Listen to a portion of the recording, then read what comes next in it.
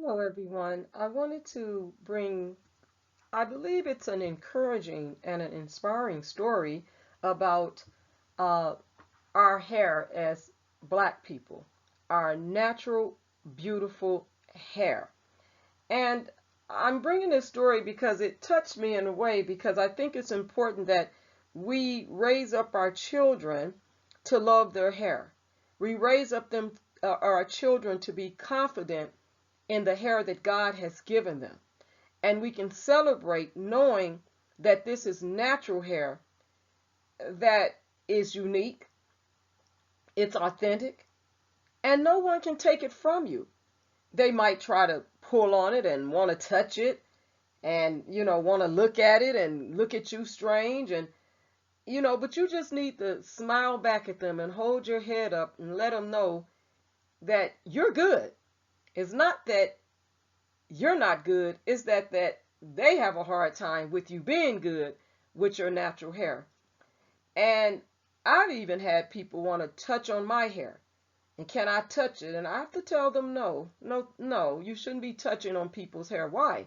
But they seem to be fascinated with the Black people's hair, natural hair. When you go and wear an afro, you have people looking at you strange because you got that afro going and it might be shaped all up and afro sheen in it and it's beautiful. Or you got natural coils going, a curly afro, and people sometimes will look at you funny. And then you know that there's things that happen on your job, and there's been a lot of the issues with hair surrounding children going to school or Black women on their job with the hair issue. And it should never be a hair issue, because that's what God has given us. And then even in certain situations and environments or activities, they don't want you to have beads in your hair, to decorate your hair. But the natural beauty of your hair is what God has given us. And hair is a survival, it means resistance, and then it's a celebration. Black hair is beautiful and it's unique and authentically you. Natural hair on the pillow. Natural hair on the pillow. Because you've heard the story that hair on the pillow is supposed to be, but natural hair on the pillow is even more unique. And so I want to encourage, and I'm glad that this parent, when I get into this story about how he nurtured his child and encouraged them about their hair, because we have to encourage children. So encouraging your children to love their hair. And this starts at a young age, so when they grow up, they have hair confidence. So let's get into this story. He's saying my 5-year-old son came home from school. Now he was in tears and he said he hated his afro hair. And the reason why he hated it is because he said nobody looked like him. He said everybody looked, he was different from his classmates. And and so there, people start to feel kind of uh different, and they stand out more when you have this unique hair about you and you're wearing your natural hair and it's not straight or permed, but it's the natural beautiful hair, and it could be curly, coiled, it could be in braids, it could be in twists, sister locks, and or dreads, or corn rolls or French braids, but it's your hair and it's beautiful. And so he went to school, and just in that 1 week, he was rudely awakened, and so was the father, and reminded that in his 25 years, change hasn't been as quick as he would have liked it to be, or any parent. And he says that he remembered his child coming home from school, realizing he was really, really upset, and he was in tears. And he said, "Dad, I don't like my hair. No one else has hair like me in my class. Why can't my hair be like everyone else's?" And that's where we have to teach our children that you are different. You are uniquely, authentically you. God didn't create someone to be like you. God likes infinite variety. God created you to be who you are. And so we have to be able to encourage our children and have these real talks with them, but do it in love.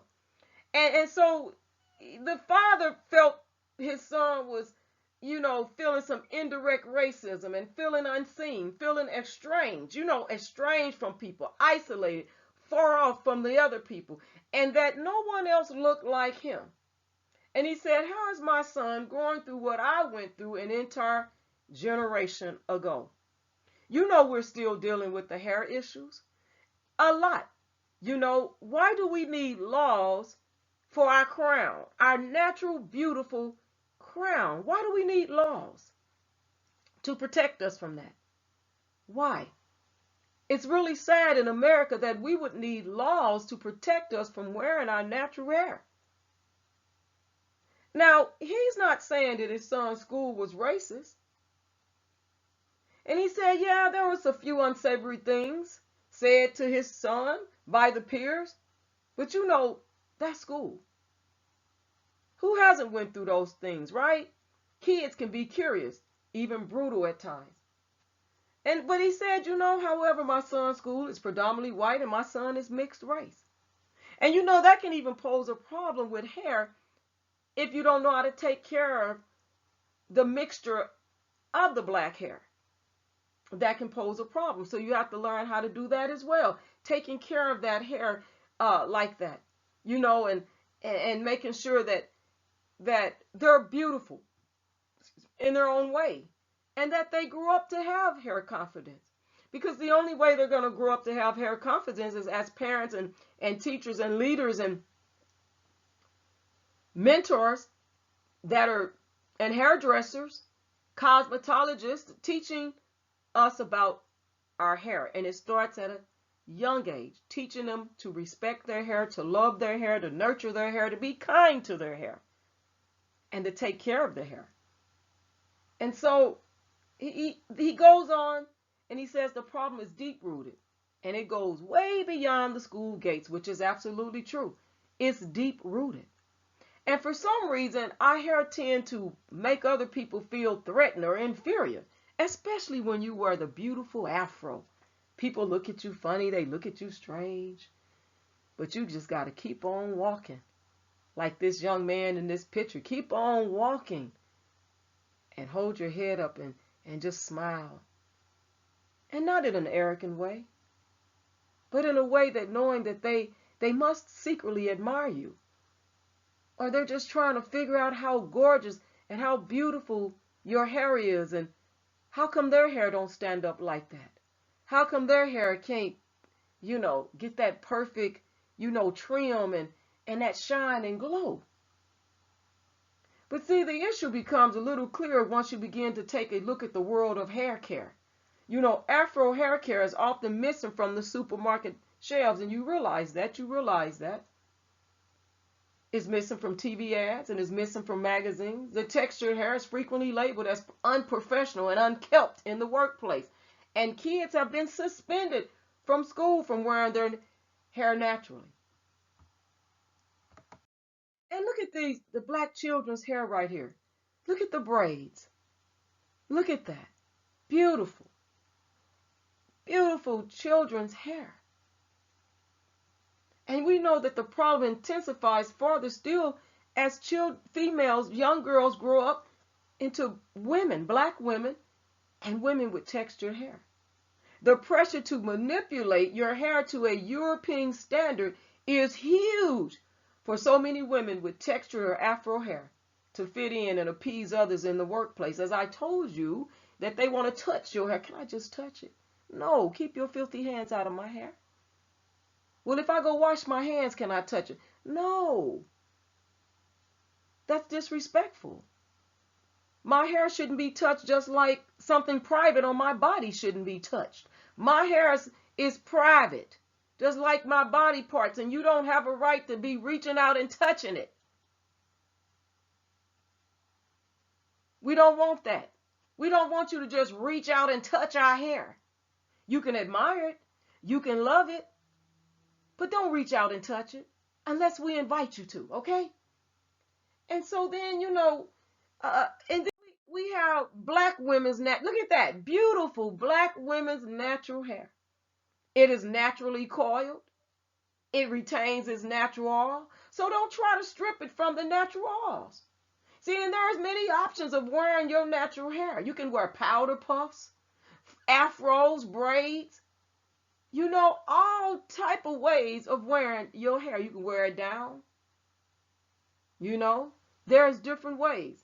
But see, hair is a tool of empowerment, not oppression. See, they've tried to make us think that our hair is oppressed when they see us, but our hair is a tool of empowerment. Why do you think that when you have this afro and people look at you and they fear you when you have an afro? I felt the fearness of other people. And I said, don't put that fear on me, because this is my hair and I'm going to wear it in confidence. I'm going to wear that fro in confidence. So your fear that you have, I rebuke it. Because that's what if you've worn an afro before, there's folks that will look at you and you could feel that they are afraid of your empowerment. They're afraid of what your hair can do. Hair is sacred and spiritual. And it played an important role in the survival of enslaved people. Hair is a sign of activism. Back in the 60s. And then don't let biasness stop you from wearing your natural hair. Wear your hair with pride. Wear your hair with love. Wear your hair with confidence. And look at these braids and the little, look like powder puffs. So those are beautiful. And look at them over here with the braids, and it's made into a heart. Hair is love, people. Hair is love. And you got to love your hair and love you, because this is the only hair you're going to get. Now, it might shed. You might cut it off. It'll grow back. It might break off. You might go through some medical situation. But your hair is your hair, and you got to take care of it. And when it starts to grow back, it might even grow back a different texture, but it's your hair. You got to love your hair. And see, it goes without saying that this is not okay. And the recently introduced Black Hair Code by the Halo Collective is testament to the need for change. The Halo Collective reports some sobering statistics when it comes to Afrocentric hair care, including that 40% of parents say that their children's school policy penalizes Afro hair. And 1 in 4 Black adults had a negative experience at school in relation to their hair texture. And look at the natural beauty of men's hair. They can do all types of things with their hair. They can wear it braided. They can cut it and have it trimmed and curls and, locks and dreads and twists. Just so many beautiful ways to wear your hair, natural hair, men. But we got to have hair confidence, right? It starts at a young age. Be yourself, because everyone else is taken. Love yourself and your hair. Know your personal worth. You are valued.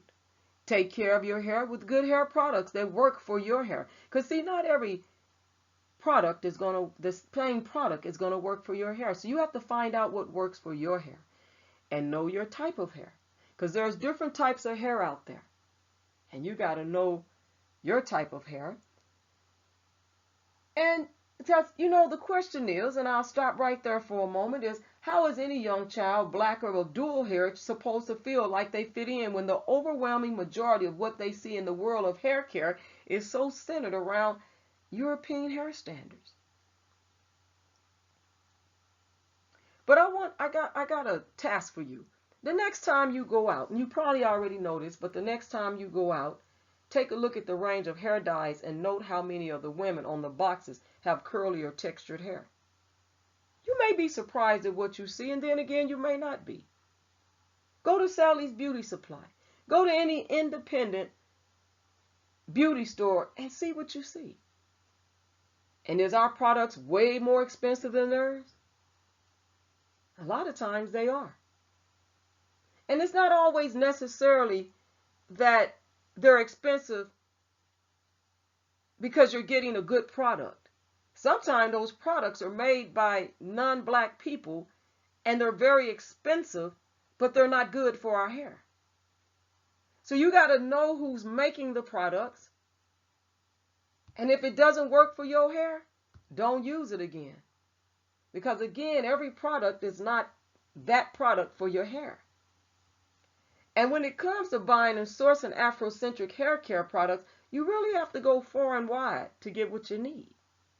You got to search a lot of time. Because many stores and supermarkets and beauty supply, they just really don't carry stock or carry Afro-friendly hair products. They're just not there. And then you start to think, is our hair not important? Our hair type not important? But it is. And sometimes you have to travel to specialist hair shops to get that hair product, right? And a lot of times, like I said, they're not black owned. It wasn't created by black people. They were created by non-black people, and they're non-black owned stores that have the audacity to try to tell us about our hair. And a lot of times they don't know. So when you go in their store looking for something, they can't tell you what to do with your hair. The knowledge about Afro hair is sparse. And you know, you might leave feeling like you don't matter, and it's all about getting your money. That's just like when they sell the products, weave products and wigs. They don't know. You have to be careful with that if you choose to do that. But we're talking about natural hair. Finding the right product should come before profit. And then you want to wear your natural hair out. Don't be ashamed. Wear it and feel proud and good. And you can even go as far as creating a hair vision board. What you would like your hair to become. Your hair may not be where you want it at now, but what you want it to become. A hair vision board, putting pictures up, looking at the board and saying, that's my hair right there. Yeah, because it can get there. Join a community that is knowledgeable about black natural hair. And don't let people tell you what to do with your hair unless it is uplifting for healthiness and growth.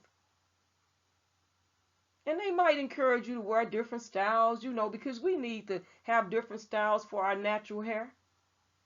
You know, our natural hair, but don't let people tell you you can't wear your natural hair. That you need to cover it up because they may not like it. Now, I would say that, you know, suggest that you might not go to a job interview to shock folks.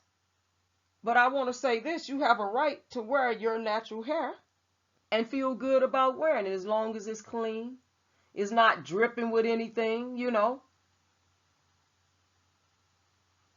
Wear your natural hair. Wear it with pride. Be confident in who you are. Just like when you put on beautiful clothes. Your hair is beautiful, and it's a part of who you are. Walk in confidence. And when people look at you, smile at them. Hold your head up.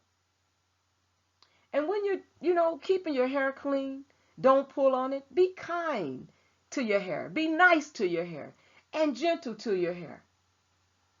And you know, it might take a little role modeling, you know, a little role modeling on your hair. You know, it might take a little of that, you know. And you got to make an effort, you know,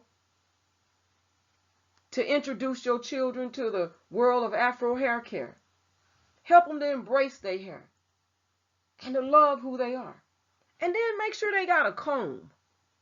A comb, you know what I mean? Make sure they have a comb in their pocket. Make sure there is a comb so they can keep it neat and picked out, you know. And don't let nobody touch your hair. You don't have to let people do that. Because every child that has textured, curly, or curly hair should feel at ease, comfortable, and confident in the hair they were born with.